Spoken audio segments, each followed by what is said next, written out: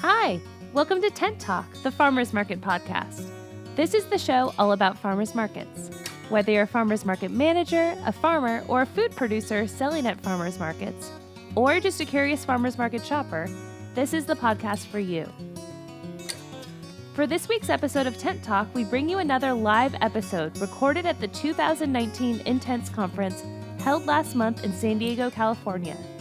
In his presentation, The World Needs Less Food, organic farmer and author Brent Preston dives deep into the complexity of our food system.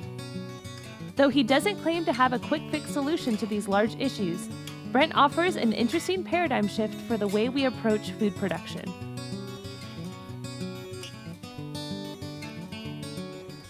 I don't have my bio with me sheet, so I'm just going to tell you about Brent Preston from what I know.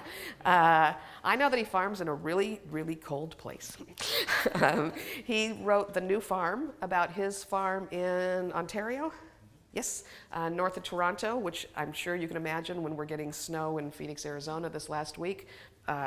He's probably got way more, a lot of snow. He and his wife run a beautiful farm up north of Toronto. They have been at farmers markets. They've been in a situation where they worked with a really interesting produce distributor to get their food into restaurants that were high quality.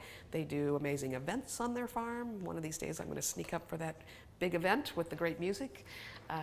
And I'm sort of an author fangirl. I'm really excited about people that write about farms and about our food system. And Brent's book is amazing and incredible. I think he's going to sign it at lunch. If you want it, we've got it over in the bookstore. And he also did, Brent, was it a TED or TEDx talk? TEDx. He has a great TEDx talk online, if you look at it, that introduces the interesting idea when there's all the fighting between conventional and organic and we can't produce enough food organically. He has the idea that maybe we're producing too much food. So he's going to explain that to you and how we tackle that and get it back to enough real food, maybe not so much not real food. Brent? All right. Everyone can hear me okay? Kat, thank you very much, and Justine and Bridget, I really appreciate being invited here. As Kat said, it's cold where I am, so I really, really appreciate you inviting me here. This is what my farm looks like right now. I threw this slide in this morning. This actually wasn't taken today, but this is sort of what it's like. I talked to my wife this morning, and the buses have been canceled for 2 days in a row. And my wife and daughter have been holed up in the house, not being able to go outside. It's getting to be like The Shining up there, it sounds like. And just for perspective, these hoop houses that my kids are leaning up against, the peak of them is 16 feet off the ground. And this picture was taken in March, so it can be pretty diabolical in the winter.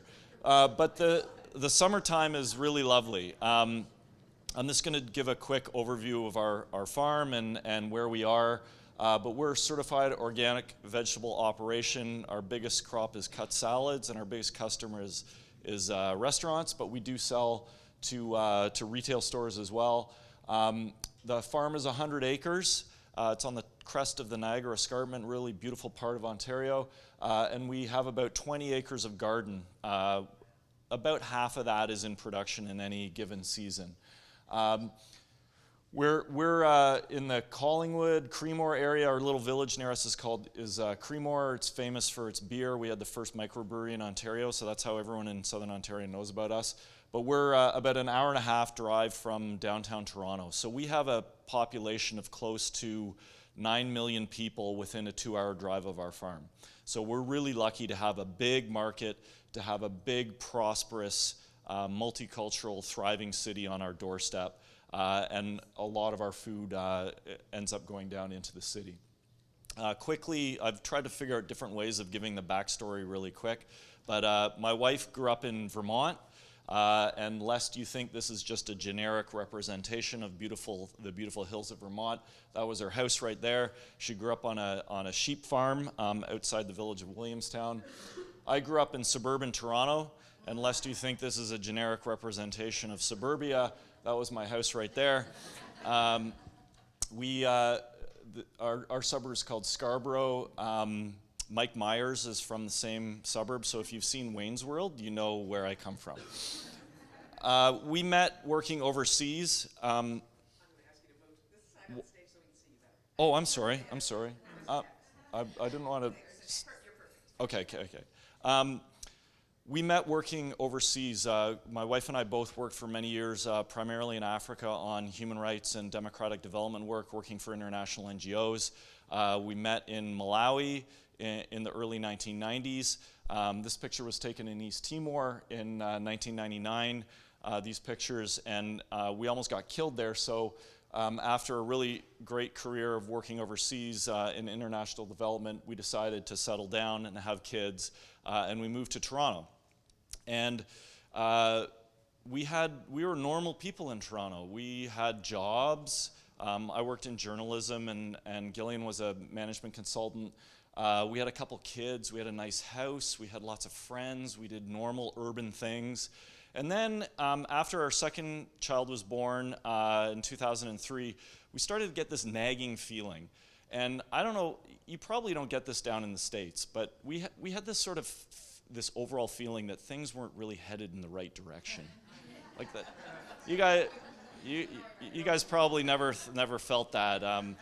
But even that back then, 15 years ago, we were thinking, there's a lot of really big problems that we're facing. We saw it in our lives in the city, social isolation, loneliness, really big problems with human health. So many people we knew getting cancer, so much problems with obesity and diet-related illness.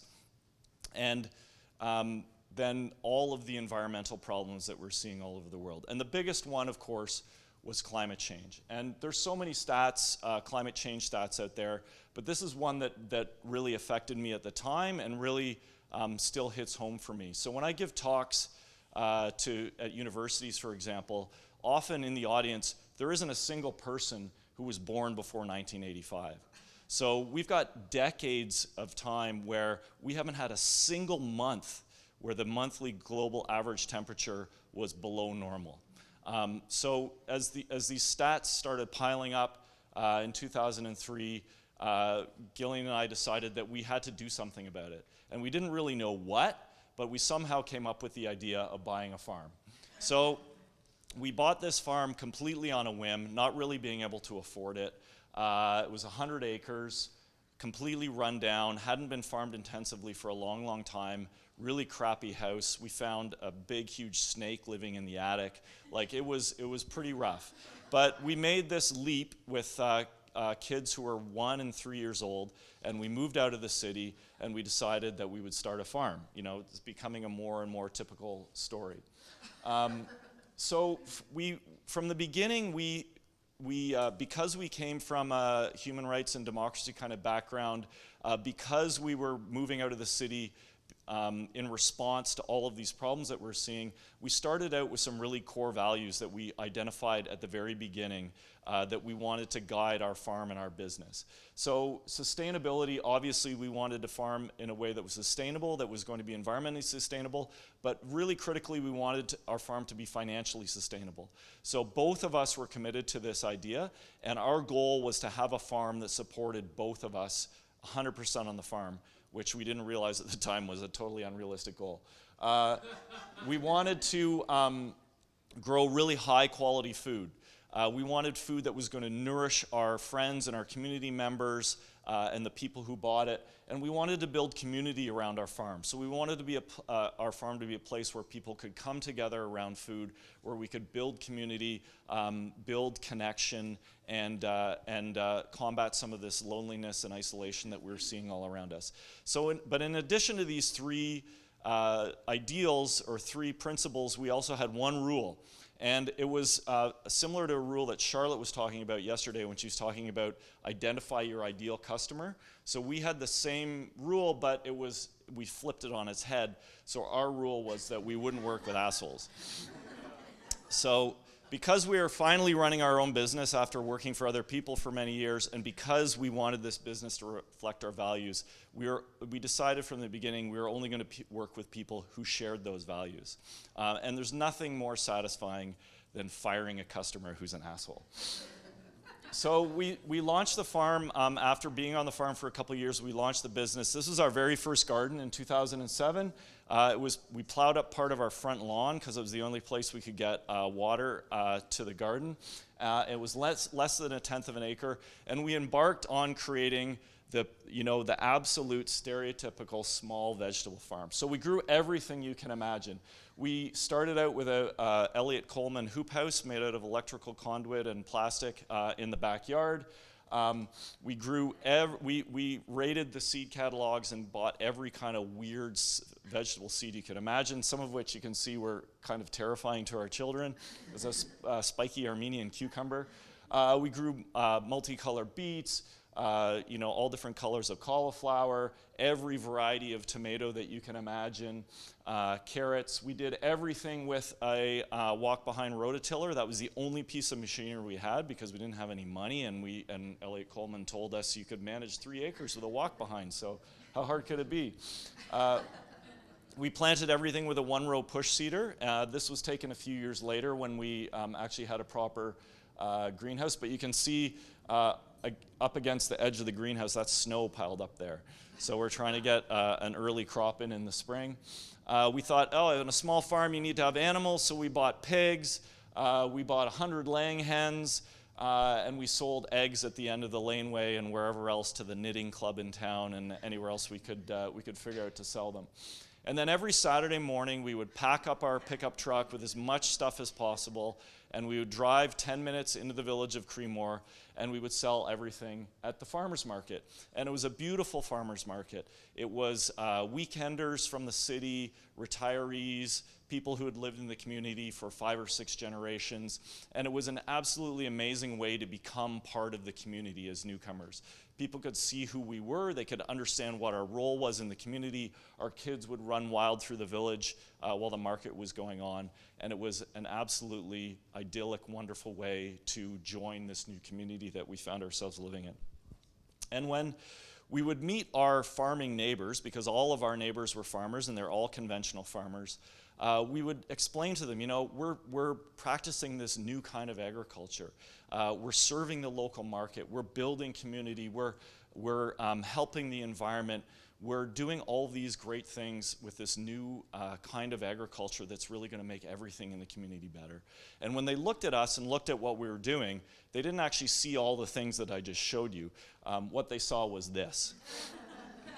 Now, most of the farmers in our community had seen this all before. They had seen waves of people leaving the city and moving to the country. And personally, I think if you want to take off your shirt and put on your white jeans and hook up the horse, more power to you. But that's not what we saw ourselves as. And when the people in our community would look at us and see what they were doing, they would always say something that was a variation on something like this. What you're doing won't feed the world. And this is a way, in one sentence, to dismiss all of the ideals and all of the theories and all of the goals that were behind what we were doing. And I'm sure all of you, whether you're a market vendor or a manager or a farmer, have heard something like this before. Something that says that what you're doing isn't serious. What you're doing is a trend. What you're doing is not going to have a significant impact. And when we were told this at the beginning of our farming career, we thought maybe they're right. I mean, we didn't really have any idea. And it was kind of terrifying to think that maybe we were promoting a form of agriculture that was going to lead to mass starvation. Like, nobody wants to do that.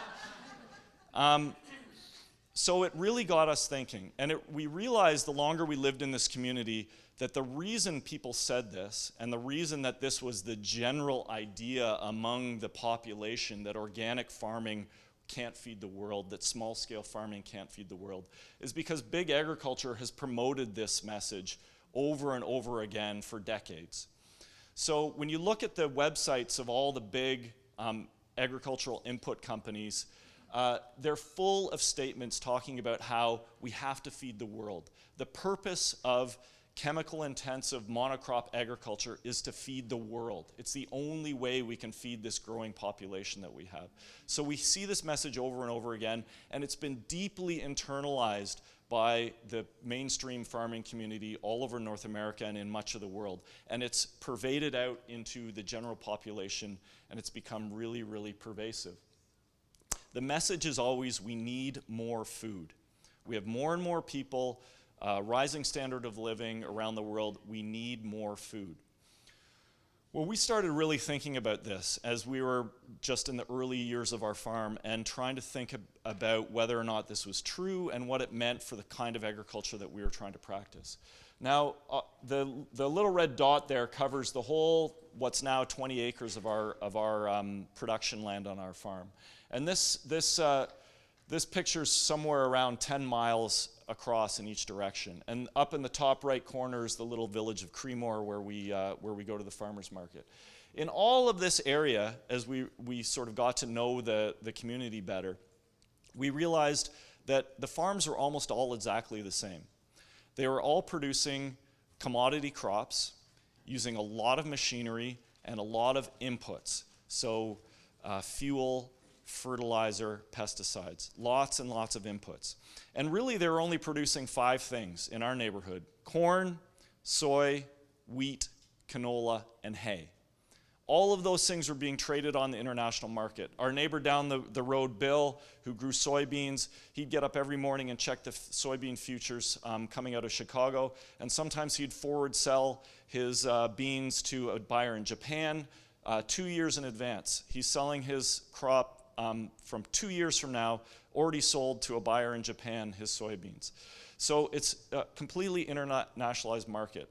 And what we realized when we talked to all these farmers and looked at what they were growing is that you couldn't actually eat anything that they were growing. You know, none of this was actually food. All of it had to be fed to animals or processed before it could be consumed. Now, I'm preaching to the choir here. All of you know this, but it really, as new farmers, struck us that when these farmers and the big agricultural companies that were selling them things were saying we need more food, what they're really saying is that we need more meat, sugar, and processed food, because that's what was being grown, right? So everything in the whole community around us was going to make, generally these 3 things. Now, it's really easy to get behind the idea or the slogan that we need more food. But if you put it in these terms, it becomes less defensible, because I don't think there's many people who think that we need more meat, sugar, and processed food. So I was really curious as we started discovering this and thinking about it, about what the consequences of this production of these kinds of foods meant, and really curious about this basic idea of the kind of agriculture I was practicing couldn't feed the world. So I did some research, and it was actually a little bit surprising how difficult it was to cobble this all together, but from various sources, mostly from the United Nations, I looked around, and generally around the globe there's a lot of variation in calorie requirements, but generally the consensus seems to be about 2,600 calories a day for men and 2,000 for women. But according to, and then if you weight that by age and gender, by the sort of global population of around the world, you come up with a really rough average of around 2,100 calories a day. This is rough, but it's somewhere in that neighborhood. But according to the Food and Agriculture Organization, the UN, in 2013, there was almost 2,900 calories available for every person on the planet, available at the household level. Now, a lot of people look at this stat and say this is skewed by massive overconsumption in developed countries, which is true, but even in Africa, in 2013, there were over 2,600 calories available for every citizen at the household level. These are calories that are available in the house. This is not, you don't have to subtract anything for food waste or the ability of people to buy it. This is through surveys of what is available in the house to eat. So we can see that even in a place like Africa, which we often associate with hunger and malnutrition, we have an overabundance of calories. And everything that I've been able to find and read says that since 2013, the availability of calories on a global scale has increased everywhere. So what are the consequences of this? Well, the first is obvious. according to the British medical journal, The Lancet, obesity now kills 3 times as many people worldwide as malnutrition. So when people talk about the need to continue to produce more food, it is just a simple, well-documented, easily accessible fact that we have too much food, and and too many calories, and that is causing massive problems in terms of human health. When I give this presentation, there's always people who say, wait a minute, obesity may be a big problem, overeating is a big problem, but hunger and malnutrition are still a serious problem that we need to deal with in the world, which is totally true. And I have some experience with this. So the first job I had working overseas in the early 1990s, when I had different color hair and more of it, was working as a volunteer on a food distribution program in Malawi. So in 1992, Southern Africa experienced the worst drought in more than 50 years. There was a big international mobilization. Food was donated, and I volunteered for an NGO to help with the distribution of that food in Malawi. This is 40 tons of American maize that we were giving out in a village in rural Malawi. And we would organize people to hand out the food, and people would come who were identified by the government as being eligible to receive food, and we gave out food. And when I came back from that experience after about a year in Malawi, people always asked me the same thing. They said, what did you eat while you were there? And it always struck me as a bizarre question, because while I was there, I ate whatever the hell I wanted to eat. I went to the supermarket and I bought food. I went to restaurants in the city and I bought food. There was food available everywhere. The problem was not that there was an overall lack of food. The problem was that poor farmers had lost their crops, and therefore they had nothing to eat and they had no money to buy food. And this has been true for all time and is true all over the world. Hunger and malnutrition are economic problems. They are symptoms of poverty. They are not a symptom of a lack of food. So increasing the food supply on a global scale is going to do zero to address hunger and malnutrition when we already have a superabundance of food. So what are the consequences of this overproduction? When you start to look at the problems with our food system as problems of overproduction, a lot of the problems that we see start to make sense. The first of all that we talked about is obesity, and with that we get a huge rise in chronic disease and spiraling healthcare costs. In countries like Brazil, healthcare costs are threatening to overwhelm the government. And we're seeing this obviously here and in lots of developing countries as well. We have environmental problems, marine dead zones in rivers and lakes and oceans caused by agricultural runoff. We have agriculture as the primary driver of habitat loss around the world, which is the primary cause of the mass extinction that we're seeing going on right now. We have ecosystems being disrupted at the whole ecosystem level through our pesticide use, the collapse of insect populations all over the world. The economic effects of overproduction means that food becomes really cheap. Farmers have to apply even more chemicals in order to try to make ends meet. They have to increase mechanization, increase farm size in order to try to chase ever thinner margins. And we have the epidemic now of farm foreclosures and bankruptcies. That leads to rural depopulation and the hollowing out of rural communities. And then we have topsoil loss, desertification. Something like 30% of our agricultural lands have already been desertified in the last 50 years. And then the problem of food waste. I'm not an expert on food waste, and I know we've been talking about that through this conference, and we're going to be talking about it more. But it seems to me that one of the primary drivers of food waste must be that food is so cheap. You know, how often do you hear someone say, oh, that filet mignon I had in the back of the fridge, I just forgot about it and it went off and I had to throw it out. You know, we waste food because we don't value it, because it's so cheap, it's so easy to replace. I always remember in the farmer's market, people coming and buying a $5 bunch of carrots, which in the, 10 years ago was a big deal in our community, that someone would sell a bunch of carrots for $5. But when people bought those, they would always talk to us about what they were going to do with them. They were buying them for a specific meal. They were saying, oh, I've got company coming over, so I want to get a salad and some carrots and tomatoes, and I'm going to serve them a salad tonight. People were intentionally buying valuable food to do something special and important with it. And when you go to Costco and buy a giant flat of whatever and throw it in the freezer, it doesn't have the same value, and it tends to get wasted. But of course, the biggest problem with our food system, or I think, is the way it drives climate change and environmental degradation. So this is all super, super depressing. I don't know, is anyone here familiar with the Eat Lancet Commission?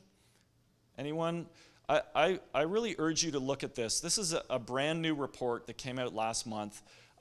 It's a European-based group. The Lancet is the medical journal in England, and EAT is a academic organization in Sweden. But they assembled a panel of 30-something scientists with the goal of coming up with a scientifically defined diet that would provide ideal human health and ideal planetary health. So looking at how can we eat in a way that is going to optimize human health and the health of our planet. And I think this is an incredibly powerful quote. The global food production is the single largest driver of environmental degradation. And you know, we know this. This is the really depressing part of our work, is we're faced with this reality all the time. But this commission flipped this idea on its head. And they said, if food is the biggest problem, it's also the biggest opportunity for change. So food is the single strongest lever to optimize human health and environmental sustainability. The one thing that can have the biggest impact on all of these big food system problems that are all of our big human problems, all of our big species problems. So after sort of learning about all these things and thinking about them for a long time, we decided that we needed to flip this idea on its head. So we don't need more food, we need less food. It's a totally different mindset. But saying that we need less food is not a great rallying cry to get people to start changing things. So really we need better food. This is the simplest way that we can put it.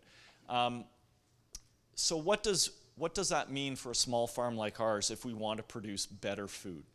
Well, after about 3 years of farming, we had got to this stage. We had about 12 acres of land in production. We'd been farming with unpaid interns.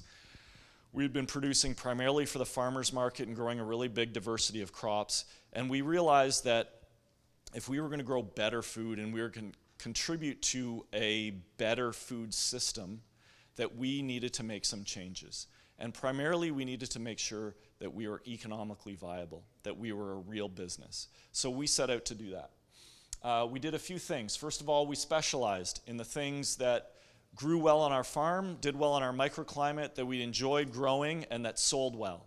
And for us on our farm, those things were cut salads, cucumbers that we grew in our greenhouses, multicolored beets, and specialty potatoes. So we started streamlining and focusing on those things. We had sold in the farmers market for 3 years. We never started a CSA, but we looked around, and all small farmers who were trying to do what we were doing seemed to think that these are the only ways you could sell your food. So we said we need to diversify our markets if we're going to make money. So we started selling to restaurants, which is now our most important market. We started selling wholesale, and Kat mentioned we hooked up with a really innovative wholesaler called 100 Kilometer Foods that I can tell you more about later, who took our food. They built their business on going direct from farms to restaurants in Toronto. We started selling to a home delivery company, which was a huge, huge opportunity for us, an organic home delivery company. We did a value-add salad dressing. We just started adding all of these different outlets, all of these different ways to sell food to diversify our markets as much as possible. We professionalized our workforce, which was probably the biggest change that we made. So we got rid of the unpaid interns. Unpaid does not equal free, we discovered. And we hired a crew from Mexico. So Juan Carlos and Schwen and Luis, who are on the end here, 3 brothers from Central Mexico who were the core of our team, who started with us 7 years ago, and they're coming back for their 8th season this year. And just before I was here, I was down in Tlaxcala visiting those guys. I can talk more about the program. It's a very heavily regulated government program in Canada, all legal. But they completely transformed our productivity and our ability to produce a large volume of food. And we really focused on the soil. So we started a very intensive cover cropping program. I'm a total cover crop geek if anyone wants to talk about it afterwards. But we came up with all kinds of different mixes to drive fertility and carbon into our soil and to improve the productivity of our farm. So after about 5 years of doing this, of specializing our products, diversifying our markets, professionalizing our workforce, and really focusing on soil health, we discovered that we had actually achieved a lot of our financial goals. After 5 years of farming, we became profitable. By year 7, we had paid off the mortgage on our farm and all of our farm debt. After 5 years, Gillian quit the off-farm work that she'd been doing part-time. And for the past 7 years, the two of us have worked 100% full-time on the farm with no outside income. So we did. Thank you. So we realized that by sticking to our values, refusing to work with assholes, and really honing our business model, we could actually find a model that worked and made sense for us. So at this stage, we were faced with a question. In business, most people would say to us at this point, you're profitable, your sales are growing, everything's clicking, you know what you're doing. This is the time to really cash in, to grow, add more people, add more land. We had lots of land. We had 100 acres we could expand onto. But this idea that bigger is better is what got us into the problem in the first place. So we made the conscious decision that we were going to stop growing, and we were going to focus on the things that made us happy and that built the movement. So by stopping growing, it freed us up to do a lot of other things. First of all, we built an on-farm event space so that we could bring people together and build that community and teach people about this kind of agriculture. We call it the New Farm Kitchen. It's got a commercial kitchen and space for people to eat. And that really transformed our relationship with our chefs, who could now, our chef customers could come to the farm, they could do pop-ups, we could do fundraisers and events, and it really made them much more loyal customers. This is a guy named John Horn, who was executive chef at Canoe, which is probably the most iconic restaurant in Toronto for the past 2 decades. He brought all of his staff, his dishwashers, his front of house, his cooks, and they weeded lettuce for a whole day with us because he wanted his whole staff to understand how we produced the best salad mix that he'd ever worked with anywhere in the world. So it really, by opening up our farm to people, it really created those relationships and created loyal customers. We started getting all sorts of tours. This is from a university in Toronto, all kinds of people coming up to find out what we're doing and how we're doing it. We wanted to fight this idea that the kind of food we were producing was elitist and inaccessible, so we started raising money for good food organizations. This was one of our early fundraisers for the Stop Community Food Center, a really innovative organization in a low-income community in Toronto. And this little fundraiser, we would ask our chefs to come up and cook. They all volunteered their times, and it quickly grew into something pretty big. So now we sell 1,000 tickets, and when we put those online in the spring, they sell out in less than 5 minutes every year. We get 15 of the best chefs in the city coming up and cooking for us, and then we have a band that plays in the barn at the end of the night. And we've managed to get some really great bands. The cheesy bands we have in Canada, like Celine Dion and Justin Bieber, we send down to you guys, and we keep the good ones for ourselves. So the Canadians in the room will know who these guys are. And then we end up raising a lot of money. So we now consistently raise clear over $150,000 in one night at this event because we have really amazing sponsors who want to be part of this. Again, no assholes, all people who are really committed to companies that are committed to building a good food system. And the stipulation is that the money is used to buy food direct from organic farmers for community food centers around southern Ontario. So we're creating relationships with other farms. Some of the money is used to buy food from our farm, but most is from other small farms. And the stop sets up a farmer's market in their food bank where clients can come and pick and choose what they want of all fresh organic vegetables, exactly the same quality that we send to our restaurant clients. So in the past 10 years, this will be our 10th year running this fundraiser. This year we'll clear $1 million in fundraising for good food organizations. So, thanks. Now, the other thing that not growing has helped us do is it's freed up a lot of land on our farm to do things other than grow food. So whereas agriculture is a destroyer of habitat and a destroyer of species, we've now got 80 acres that we can create habitat and create space for other environmental services. So we've planted over 10,000 trees. We've seen a huge proliferation of wildlife come back. We get snapping turtles wandering through the garden all the time.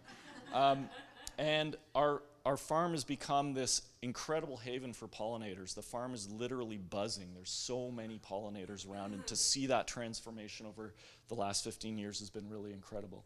And the last thing I'm going to talk about really quickly is the next step. We've completely drunk the regenerative Kool-Aid. We are absolutely committed now to transforming our farm from an organic farm to a regenerative farm, and we're doing lots of different things, but one of them is to reduce tillage. So just really quickly, we did an experiment last summer where we started using really large tarps to kill salad stubble instead of tillage as we've done in the past. So we could take a weedy, stubbly mess like this after we've harvested our salad, cover it with a tarp, and 2 weeks later it looks like this. And so we can plant directly into it without disturbing the soil, without doing any tillage. And the results have been absolutely amazing. This is our last planting of lettuce last spring, and you can see where the edge of the tarp was when we did this experiment. Same variety, same planting date, everything ready more than a week earlier than usual. So any farmers in here want to talk about that after, I've got a little presentation I can show you. And then a couple years ago, we decided as part of this mission to spread the word and to build the movement that I would write a book. So the book has been a lot of fun, and it's opened up our opportunities to come to places like this to talk to all of you. It's a national bestseller in Canada, and we got a publishing deal in the U.S. last year, so it's out here now. And we just sold the movie rights, which is really weird and terrifying, but could be really fun. So just in conclusion, I know all of you have had that experience where you have been talking to a market customer, or talking to a conventional farmer in your neighborhood, or talking to your conservative uncle at Thanksgiving, and they say something that makes you feel small, you know? Something that makes you feel like what you're doing isn't real, isn't going to have an impact, isn't going to feed the world. And just remember that that's not true. You know, what we're all doing is the only thing that's going to feed the world sustainably. If we're going to really transform our food system, we all have to be pulling in the same direction, and we all have to be working toward the same goal. And that's creating a food and agricultural system that nourishes the land, that regenerates our soil, that feeds our communities, that brings people together and creates community. And we all need to be pulling on this lever, this single strongest lever to optimize human health and global environmental health. So I'm super excited to answer questions and to be here, and I'm really proud to be part of a group like this, so thanks very much.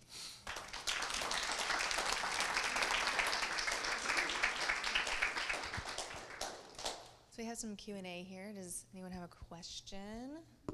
Brent, can think of? Yes? I'm wondering if you've worked directly with any schools. We have, not a whole lot. We've had a few school groups come to the farm, and we're now working with a couple of culinary programs at local high schools. But for us, it's mostly been a time issue.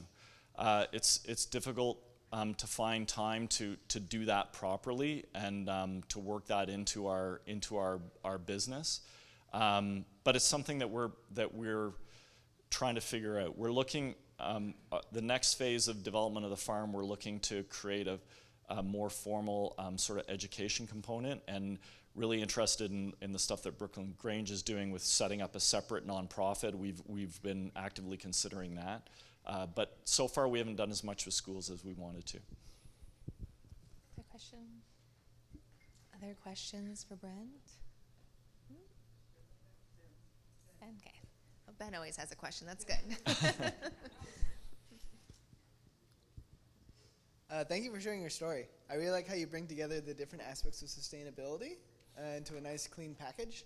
And I know from talking off stage, like, you're very interested in regenerative agriculture, which I'm also interested in. And one of my draws towards doing a livestock farm is being able to really directly do regenerative practices without, other than, well, the grain is a big input, but just the cycling of the animals. And so I'm curious, like, on a farm where you're using a high turnover crop like that, it sounds like you're using cover crops, and probably you're bringing in fertilizer, manure or something to create that regenerative effect. But, like, how are you using vegetables to be regenerative? Yeah, it's a big challenge, especially when we're doing so much salad mix, which is such high turnover. Like, a lot of our salad greens are 3 weeks from planting to harvest, so we're doing multiple passes through a season, and so that meant we had like multiple tillage events, right? We would till the same ground sometimes 10 times in a season, because we'd till to kill stubble, then till to prepare the seed bed, and then do it again 3 weeks later. But we don't bring in a lot. We try to be a minimal input farm, so we bring in fertility very, very occasionally, and really try to do everything through our cover cropping regime.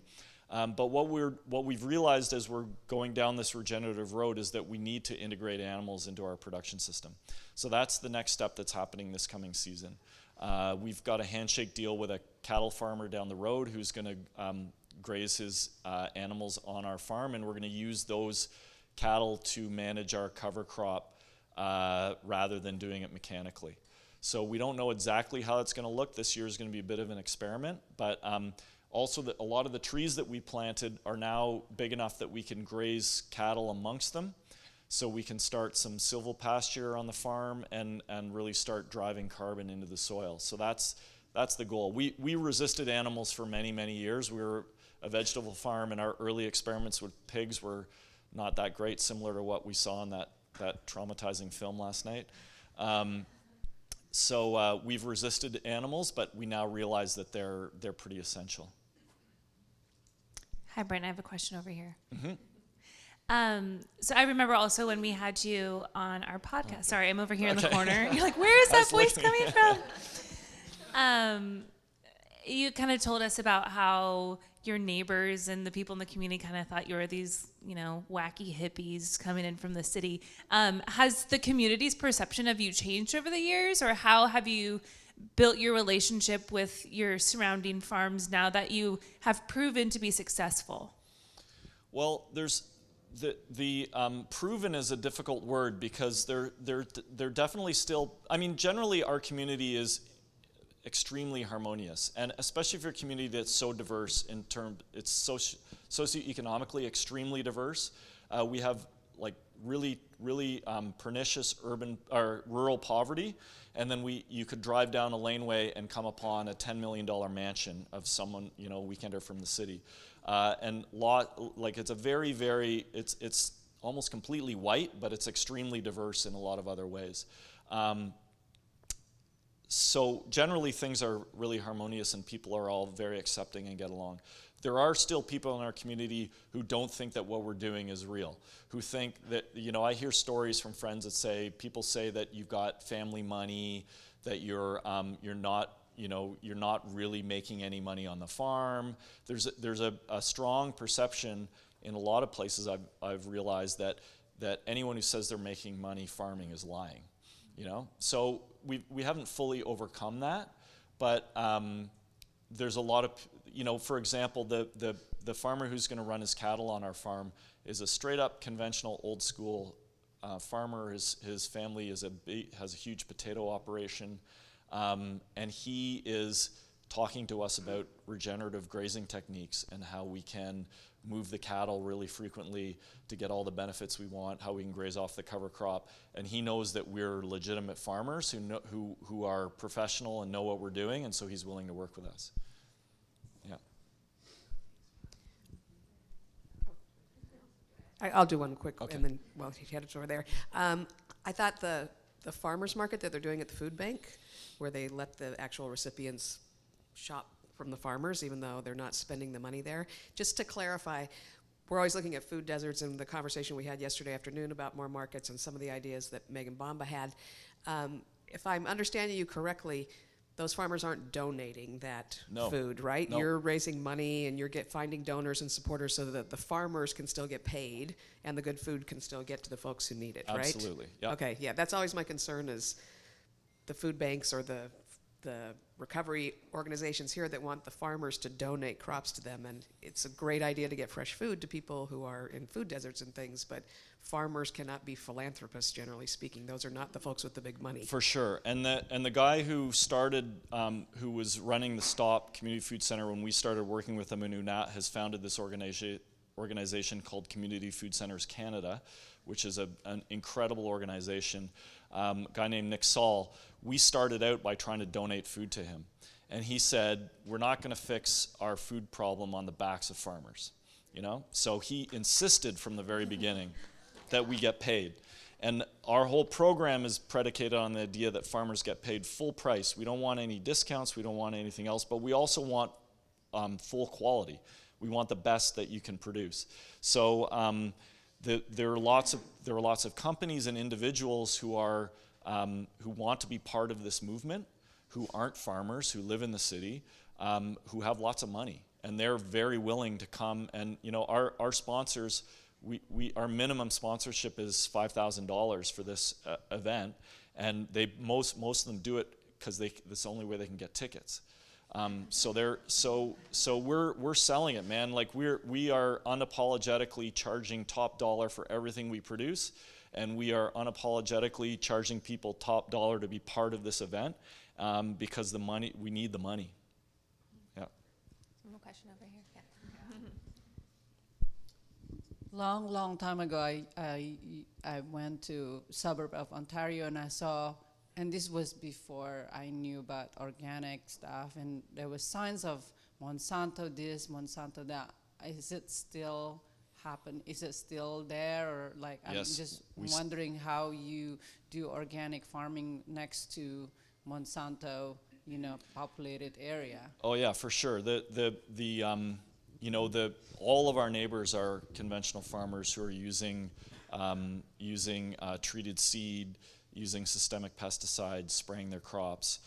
All of our neighbors, but the organic regulations stipulate that we have to have buffer zones around our farm.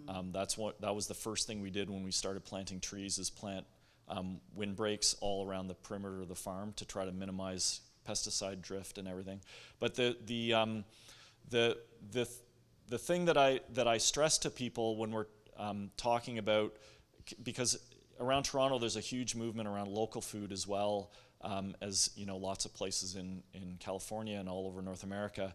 And what I stress to people is that industrial agriculture is everywhere, right? Just because something's local doesn't mean that it's good.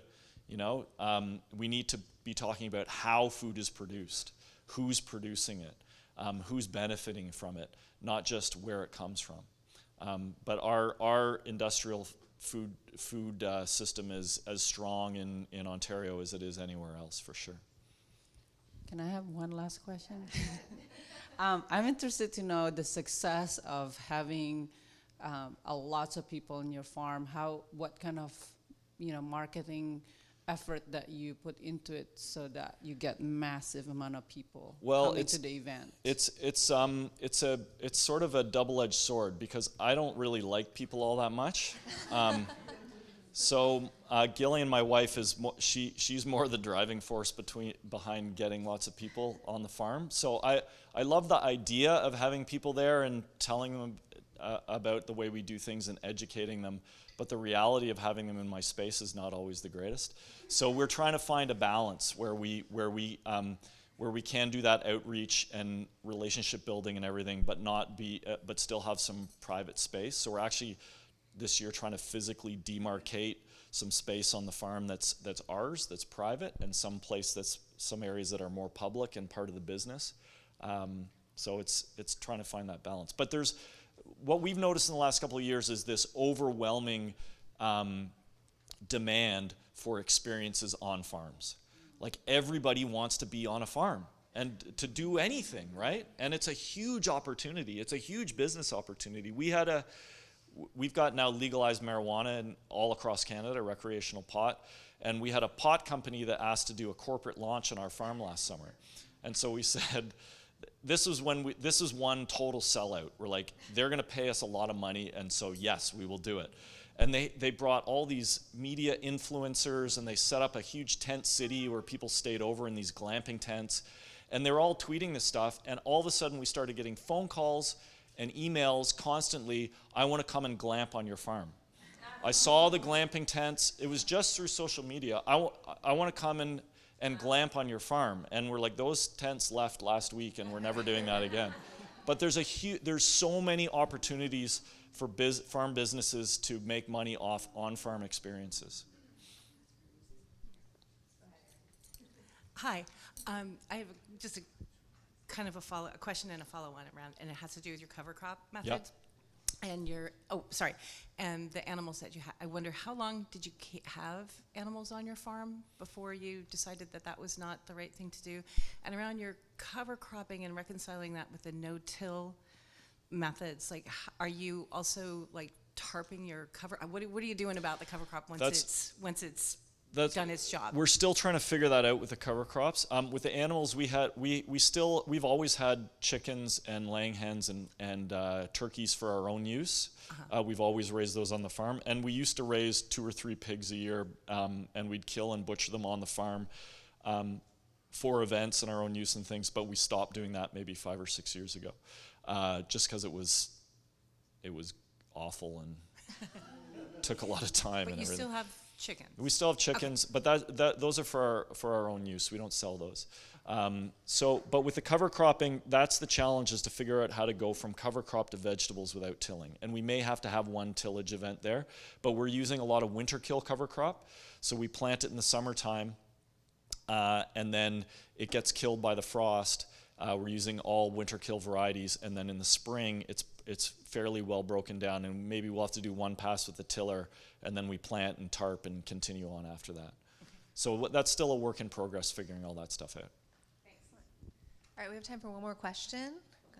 Stacia. Wait, speaking to the mic because we're recording, sorry.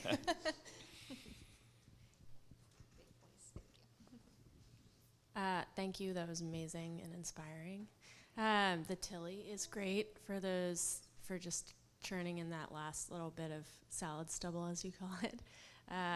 Does not till too deeply. But my question for you is, do your kids want to be farmers when they grow up? No. My kids are teenagers now. They're turning 16 and 18, and the 18 years old is already out of the house. And they have expressed no desire to carry on with the farm business, but they love living on the farm. And I've talked to lots of farmers who have had the experience of their kids leaving when they're 18 and saying, "See you later, I'm never coming back," and then 10 years later, sort of wandering back in and saying, "Oh, maybe." And the same thing happened with Gillian.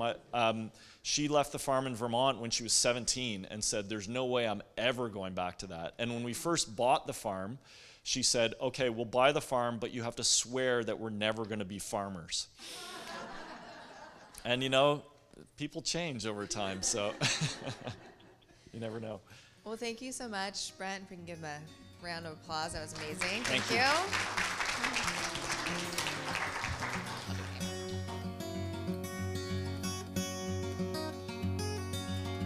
Hey, thanks for listening to another live episode from our Intense Conference.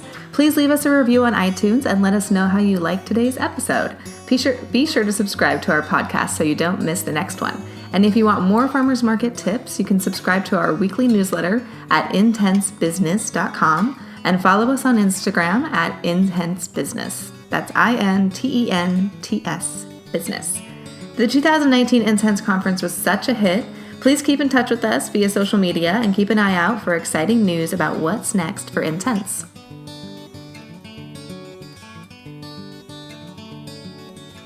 This podcast is produced by Intense Business, where passion meets profit.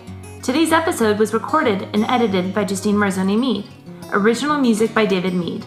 Special thanks to San Diego Markets and the Intense Conference.